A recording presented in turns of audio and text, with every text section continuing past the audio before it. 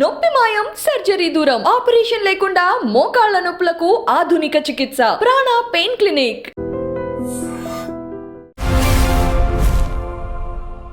నమస్తే, welcome to I dream social spotlight with Kavitha. Konda Surekha వ్యాఖ్యల తర్వాత తెలుగు సినిమా పరిశ్రమ అంతా స్పందించింది. ఒక్కొక్కరుగా బయటికి వస్తూ ఆ వ్యాఖ్యల్ని ఖండించారు, సంఘీభావాన్ని ప్రకటించారు. అయితే కాంగ్రెస్ పార్టీ సరికొత్తగా ఇంకొక ప్రశ్న వేస్తోంది. ఫిల్మ్ ఇండస్ట్రీలో కాస్టింగ్ కౌచ్లు, మీటూ మూమెంట్లు వచ్చినప్పుడు ఇంత స్పందన ఎందుకు రాలేదు, ఇప్పుడు మాత్రమే మూకుమ్మడిగా ఎందుకు బయటికి వస్తున్నారు అనే మాట మాట్లాడుకుందాం. మనతో పాటుగా ఉన్నారు ఫిల్మ్ క్రిటిక్, సినీ రచయిత త్రిపురనేని చిట్టి గారు. చిట్టి గారు నమస్కారం అండి. సో ఒక సీరియస్ ప్రశ్న, ఒక ఇమ్మీడియట్గా స్పందించాల్సినటువంటి ఒక సమస్య తలెత్తింది. కొండా సురేఖ చేసినటువంటి వ్యాఖ్యలు, being a women, being a minister, తను ఇంకొకరి గురించి వ్యాఖ్యలు చేశారు, అందరూ ఖండించారు. చివరికి అన్యదా భావించకండి, బేషరతుగా నా మాటల్ని వ్యాఖ్యల్ని వెనక్కి తీసుకుంటున్నాను అని తను ఆ మాట చెప్పేశారు. అక్కినేని ఫ్యామిలీ స్పందించింది, ఆ తర్వాత ఒకరి తర్వాత ఒకరు అందరూ ఎందుకు స్పందిస్తున్నారు, ఎందుకని ఇప్పుడు బయటకు వస్తున్నారు అనే మాట. ఎందుకు వస్తున్నారు అని అంటే మామూలు విమర్శలు వేరు, మామూలు కమెంట్లు వేరు. ఇది ఒక వ్యక్తిత్వాన్ని, ఒక పర్సనాలిటీని, ఒక హెరిడిటరీ ఉన్న ఒక ఫ్యామిలీ, ఒక బ్యాగ్, అంత అక్కినేని లాంటి ఫ్యామిలీ, అతన్ని ఒక పింపుతోటి పోల్చుట, అది అసలు ఆలోచనే ఒక నీచ నికృష్ట భ్రష్టపు ఆలోచన. ఒక ఆడదానిగా అలాంటి ఆ మాట రావటమే ఆ చిల్లర భాష, చిల్లరతనం. అలాంటి చిల్లర బతుకుల్లో ఉండే వాళ్ళకే అలాంటి మాటలు వస్తాయి. అలాంటి అనుభవాలు, వాళ్ళ జీవితాల్లో అలాంటి అనుభవాలు ఉండబట్టే ఇలాంటి మాటలు వస్తాయి. అది ఖచ్చితంగా. అందుకని దీన్ని ఏమంటారంటే, దీన్ని ఆమె మాటలు ఆ వాచాలత్వం కాదు, మురుగునీటిలో పాకులాడే పురుగుల సవ్వడి ఉంటుంది, అది ఆ అమ్మాయి మాటల సవ్వడి. అది అసహ్యంగా మాట్లాడటం. తర్వాత దానికి ఏదో మీ దగ్గర లేదా మా దగ్గర, నీవు మాట్లాడిన దాంట్లో నువ్వు ఒక్కదానికి ఆధారం మాట్లాడు, విమర్శించు, నువ్వు పొలిటికల్గా విమర్శించు, నీకు దీటైన సమాధానం కేటీఆర్ చెప్తాడు. నువ్వు ఈ నిరాధారమైన ఇలాంటి బూతు మాటలు ఆయన ఎవరికి నేర్పాడమ్మా? ఆయన డ్రగ్స్ అలవాటు చేశాడట. ఎవరికి చెప్పారు? నువ్వు ఎవరు నీ దగ్గరకు చెప్పారా? నువ్వు చూసావా? నువ్వు ఆయన ఇంట్లోకి తొంగి చూసావా? కట్టెన్ చాటు నుంచి చూసావా? కిటికీలోంచి తొంగి చూసావా? లేకపోతే రహస్య కెమెరాలు పెట్టావా? ఇళ్లలో తొంగి చూడటం కూడా నీకు అలవాటు ఉందా? అలాంటి దౌర్భాగ్యపు లక్షణం కూడా ఉందా? ఏ ఆధారం ఉండి మాట్లాడుతున్నాను? ఏ ఆధారం ఉండి మాట్లాడుతున్నావు? వాళ్ళిద్దరూ విడిపోవటానికి కేటీఆర్ గారు ఎవరు చెప్పారు నీకు? చేతు చెప్పాడా నీకు? లేకపోతే సమంత చెప్పిందా నీకు? వాళ్ళిద్దరూ గౌరవంగా విడిపోయాం, మేము మ్యూచువల్ అండర్స్టాండింగ్తో విడిపోయామని చెప్పారు. ఎవరి బతుకులు వాళ్ళు, వాళ్ళ బతుకుల గురించి నువ్వే నీకు మాకు ఎవరికి ఏమీ చెప్పకుండా ఎందుకు విడిపోయారో చెప్పండి. నీకేం చెప్పాలి? నీకేమవసరం? నీకెందుకు? నువ్వెవరివి? నీకెవరు చెప్పాలి? విడిపోవడానికి కారణాలని చెప్పలేదు కాబట్టి నువ్వెవరవని నీకెందుకు చెప్పాలి? వాళ్ళు విడిపోవటానికి కల వాళ్ళ పర్సనల్ లైఫ్, విడిపోతారు, కలుసుకొని నువ్వెవరవని? నువ్వెవరు వాళ్ళ పర్సనల్ లైఫ్లో కాలు పెట్టి మా చెప్పలేదు అందుకని నేను అడగనా? నీ కుటుంబ విషయాలు అనేక అడగనా? నేను అడిగితే మొహం ఎక్కడ పెట్టుకుంటావు? నీ కుటుంబ చరిత్ర మాకు తెలుసు, నీ కుటుంబాన్ని గురించి తెలుసు. మేము అడిగితే ఎక్కడ పెట్టుకుంటావు మొహం? నీ భాష, నువ్వు మాట్లాడే భాష, మారిన భాష, నీ చెత్త వాగుడు, అనేక వీడియోలు ఉన్నాయి, అనేక ఉన్నాయి. కాకపోతే మీ నాన్నగారి మీద ఉన్న గౌరవం, మా నాన్నగారు మిమ్మల్ని గురించి చెప్పిన మాటలు గౌరవం, నిన్ను గురించి, సీతక్కన్న గురించి, గీతారెడ్డి గారి గురించి, మిమ్మల్ని గురించి మా నాన్నగారు అనేక సందర్భాల్లో ఆడ నాయకులు, ఆడ లీడర్స్ అన్నప్పుడు మన గురించి చెప్పిన గౌరవం కొద్దీ, ఆ గౌరవం కొద్దీ మాట్లాడితే నీకన్నా ఎక్కువ నిన్ను రోడ్డు మీద ఉన్నప్పుడు తల ఎత్తడానికి కూడా వీల్లేని సిగ్గుపడేలా మాట్లాడగలవు. ఏం మాట్లాడతాను? ఎవరో హీరోయిన్లంట ఈయన దాడికి భరించలేక వృత్తి వదిలేసి పెళ్లి చేసుకున్నారు. ఎవరు చెప్పి? ఏ హీరోయిన్ వచ్చింది దగ్గర వాపోయింది? ఏ హీరోయిన్ ఓదార్చావు నువ్వు? ఏ హీరోయిన్ చెప్పింది? నీ దగ్గరికి మా హీరోయిన్లు రారు. మా సినిమా ఫీల్డ్కి మీకన్నా మీలాంటి క్యారెక్టర్లెస్ మనుషుల దగ్గరికి, మీలాంటి నీతి రీతి లేని మనుషులకి, ఏ ఎండక గొడుగు పట్టే మీ మనుషులకి, ఎప్పుడుకైతే ఏ కండువా మారుస్తారో, ఏ జెండా పట్టుకుంటారో తెలియని మీలాంటి మనుషులకి దగ్గర మేము న్యాయం కోసం మా వాళ్ళు రారు. మాకు ఒక కమిటీ ఉంది, మాకు ఒక ఛాంబర్ ఉంది, మా వాళ్ళు ఏదైనా ఉంటే మా దగ్గరికి వస్తారు, మేము చూసుకుంటాం. మీలాంటి క్యారెక్టర్లెస్ మనుషుల దగ్గరికి, మీరు క్యారెక్టర్లా, మీరు పొలిటికల్లో ఉండి మీరు బురుగుంటలో పురుగులు. అయితే ఇక్కడ మీ దగ్గరికి వచ్చి మేము వచ్చామా? వచ్చింది చెప్పు, ఒక్క సాక్ష్యం చెప్పానమ్మా. ఆవిడ చెప్పిన ఆరోపణలో ఒక్క సాక్ష్యం, ఇదిగో నేను మంత్రిగా చెప్తాను, this is the authority, I have evidence, అందుకు ఈ ఎవిడెన్స్ ఒకటి చెప్తాను చెప్పండి ఐ విల్ సల్యూట్ హర్ అన్న. ఆవిడ తీసుకెళ్ళి ఆవిడ ముందే కేటీఆర్ నిలదీసి అడుగుతాను, ఏం కేటీఆర్ గారు మీ మీద ఎంతో గౌరవం ఉంది మా లాంటి వాళ్ళకి, ఏంటి ఈ తప్పు చేశారని అడుగుతారు. ఛాలెంజ్ మీ మూలంగా ఛాలెంజ్ బస్తీ మీద వాళ్ళు ఒక్కటే సాక్ష్యం చెప్పమని. సాక్ష్యాలు ఆధారాలు లేకుండా అడ్డమగోలు మాటలు, అరాచక మాటలు, అసహ్య మాటలు, జిగుత్సాకరమైన మాటలు, బుద్ధి జ్ఞానం లేదు, కడుపు అన్నం తిరిగి కడుపు గడ్డి తినే మాటలు మాట్లాడతారా?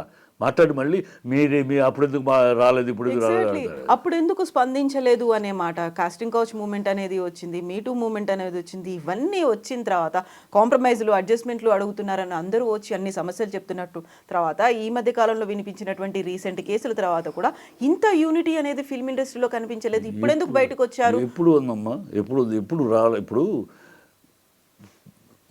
ఎవరైనా సౌత్ ఇండియన్ అమ్మాయిలు కంప్లైంట్లు ఇప్పుడు చెప్పారు వింటా ఉన్నామమ్మా. ఇది నార్త్ ఇండియన్ అమ్మాయిలు మన ఇండస్ట్రీకి ఎప్పుడు నార్త్ ఇండియన్ నుంచి వస్తారు. వాళ్ళు ఏంటంటే ఇక్కడికి వచ్చి ఏదో స్టార్ అయిపోతాము అనుకుంటారు. స్టార్ అయిన వాళ్ళమే ఇక్కడికి వచ్చి స్టార్ అయిన వాళ్ళు గౌరవంగానే మాట్లాడతారు. ఈ స్టార్ కాలేక ఫెయిల్యూర్ అవుతారు చూడండి. ఈ ఫెయిల్యూర్ నార్త్ ఇండియా నుంచి వస్తారు, ఇక్కడ వీళ్ళ నెత్తిని పెట్టేసుకుంటారు. వీళ్ళ స్టార్ కాలేకపోయాము కనుక దానికి ఇలాంటి ఏదో అపవాదులు వేస్తారు. దేనికి సాక్ష్యాలు ఉండవు, దేనికి సాక్ష్యాలు. ఇప్పుడు అమ్మాయి త్రివిక్రమ్ మీద ఇచ్చింది, ఇప్పటికి కమిటీ అనేక సార్లు పిలిచింది అమ్మాయిని. మనం ఏదో పేపర్ మీద ఇన్ఫర్మేషన్ రాసిస్తే వీ కెనాట్ టేక్ యాక్షన్ కదా. You please come and tell us ఏం జరిగింది, ఎప్పుడు జరిగింది చెప్పు, దాని మీద వీ విల్ గో అహెడ్ అంటే రాదు.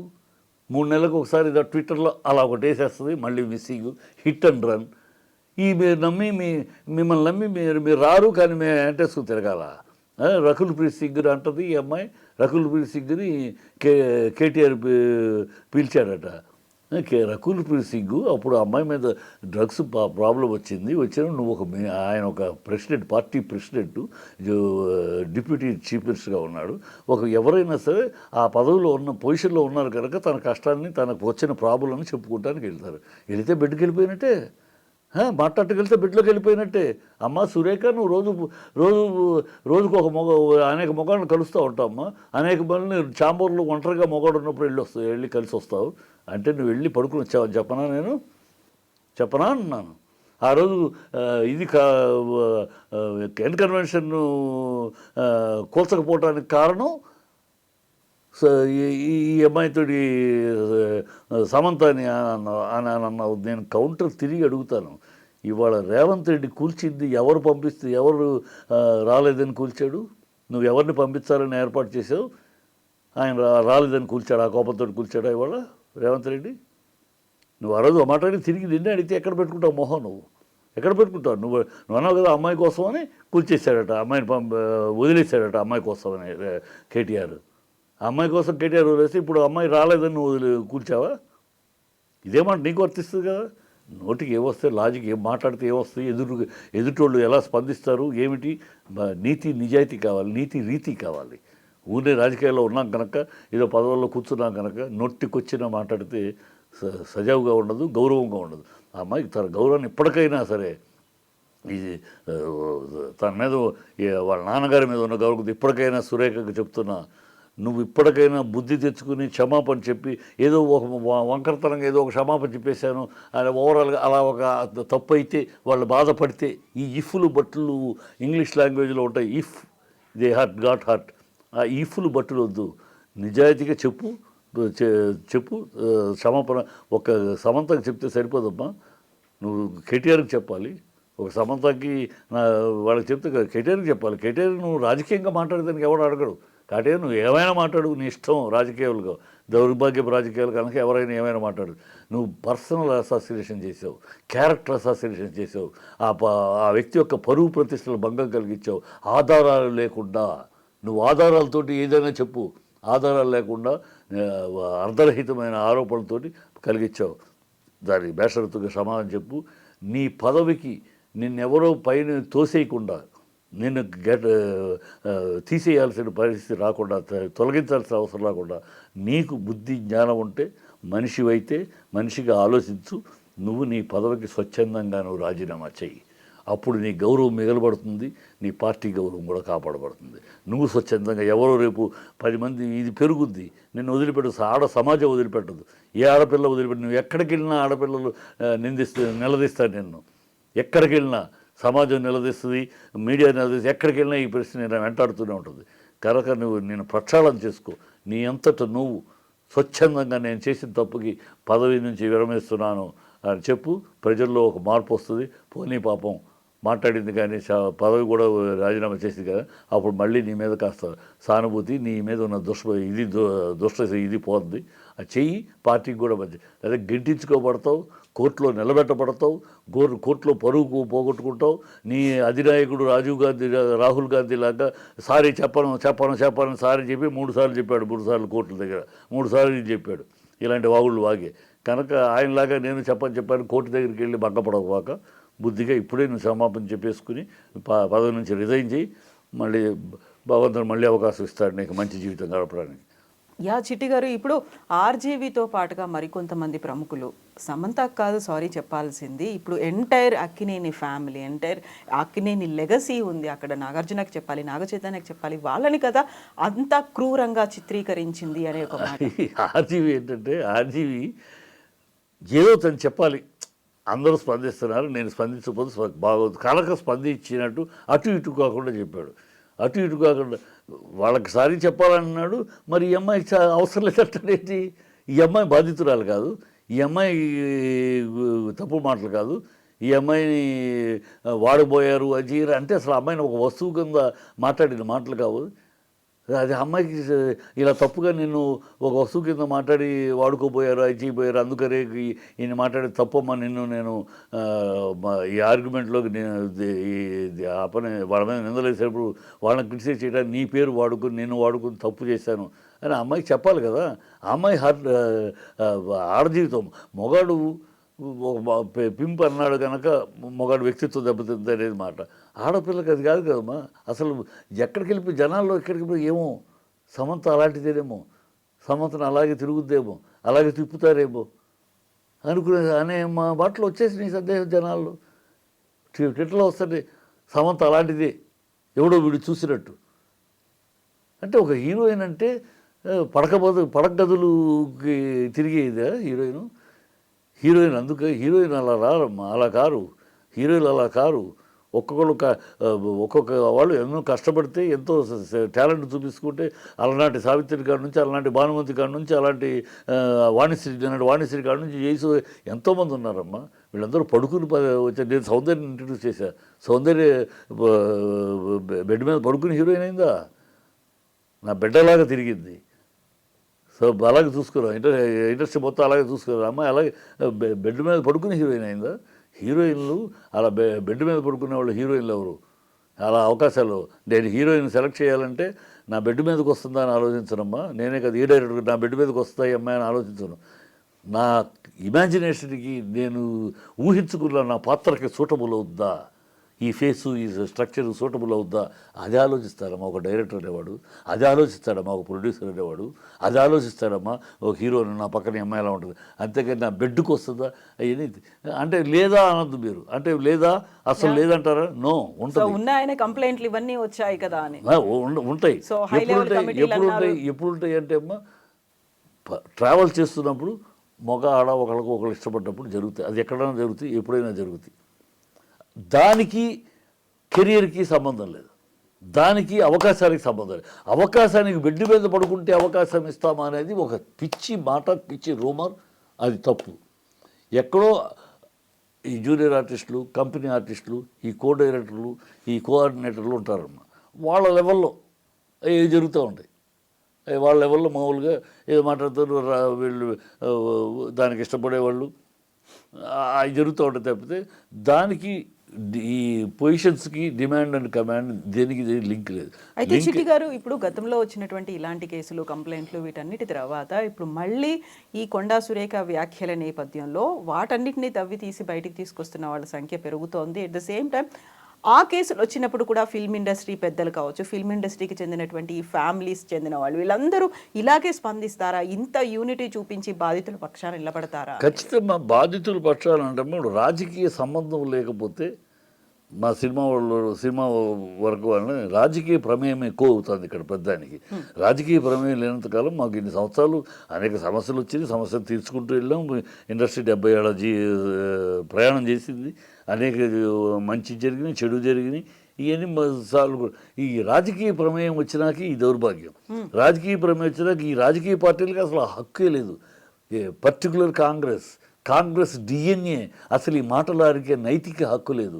వీళ్ళ జీవితాలు ఏంటి, వీళ్ళ పార్టీ రాజకీయాలు ఏంటి, వీళ్ళ చరిత్రలు చెప్పుకుంటే ఒక పేకెటి శివరాం ఏంటి, ఒక కొత్త రఘురామయ్య ఏంటి, వాళ్ళు ఏమిటి పార్టీకి చేసిన సేవలేంటి, చరిత్ర తెలుసుకుంటే ఒక్కసారి వీళ్ళ కళ్ళు మూసుకుని ఏదో మాట్లాడితే కాదు, చరిత్ర తెలుసుకోండి మీ పార్టీ ఏంటని. మీ పార్టీ ఢిల్లీలో గెస్ట్ హౌస్లో ఏమి జరిగాయి గతంలో, కొత్త రఘురామయ్య ఏం చేసేవాడు, పోకెట్ శివరాం ఏం చేసేవాడు, మీకేమి సదుపాయాలు, వీళ్ళు ఏంటి కాంగ్రెస్కి చేసే సర్వీసులు ఏంటి వాళ్ళిద్దరు, మీ గెస్ట్ హౌస్లు ఏమి నిండేవి, అది కదా మీ కల్చర్, అది కదా మీ డిఎన్ఏ, మీ కాంగ్రెస్ కల్చర్ అది కదా, ఉమెన్ అండ్ వైనే కదా మీ కల్చరు. మీరు మాట్లాడతారా? మీకు అసలు ఇంకో రంగం గురించి మాట్లాడే అర్హత, నైతిక హక్కు ఉందా కాంగ్రెస్ వాళ్ళకి? చిల్లర మనుషులు మీరు చిల్లర అలవాట్లు, మీరు చిల్లర డోసేజ్ ఉన్నవాళ్ళు. మీకు ఏ హక్కు ఉందో అసలు కాంగ్రెస్ వాళ్ళకి? మీ బతుకే అది, మీ పార్టీ పునాదే అది. మీ నెహ్రూ ఎలాంటోడు.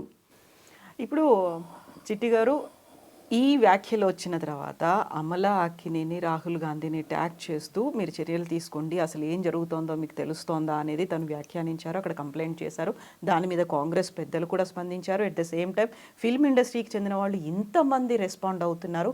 ఒక బీసీ మహిళ నా వ్యాఖ్యల్ని వెనక్కి తీసుకుంటున్నానని చెప్పిన తర్వాత ఇంత అటాక్ చేయడం అవసరమా అనే మాటలు, మీరు అనవసరంగా ఫుల్ సర్టిఫికేట్ ఇస్తున్నారమ్మా. అమ్మాయి ఫుల్గా తీసుకోవాలా, సగమే తీసుకుంది. అవును, క్షమాపణలు చెప్పలేదు, క్షమాపణ చెప్పలేదు. నా మాటలు వెనక్కి తీసుకుంటాం కూడా సగమే.